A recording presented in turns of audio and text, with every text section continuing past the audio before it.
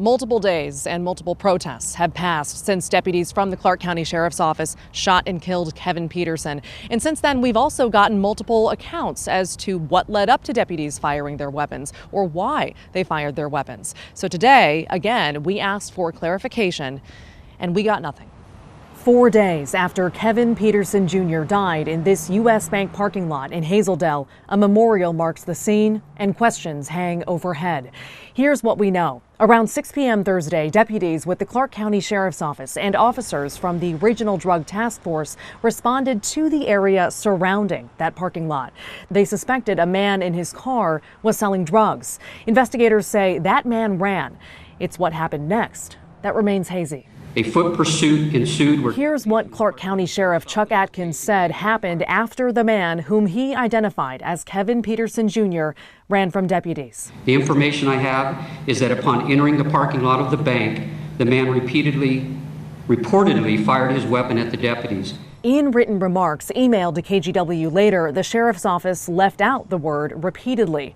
Hours later, an independent team of investigators from law enforcement agencies across the state took over the case and sent out a press release.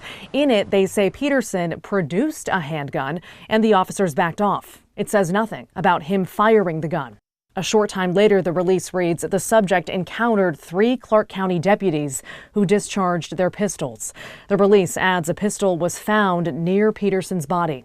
KGW has reached out several times since Friday asking whether or not investigators believe Peterson fired his weapon. Mike Fort, Battleground's chief of police, is handling media requests. Monday, he wrote, "Unfortunately, I don't yet have a timeline for when I may release more information."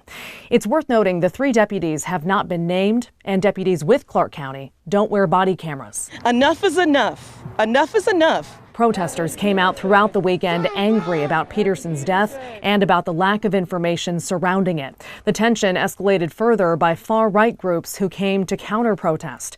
Friday, deputies said some in the crowd threw rocks at them, and one person reportedly fired a gun. 6 were arrested. Peterson Jr., a new father, was 21 years old and lived in Camas. We dug into his background. He had one other charge on his adult criminal record, charges of marijuana possession with the intent to sell. He went through a diversion program and the case was dismissed. KGW has reached out to family of Kevin Peterson Jr., including his girlfriend, who declined to comment but said they had hired an attorney. Maggie Vespa, KGW News.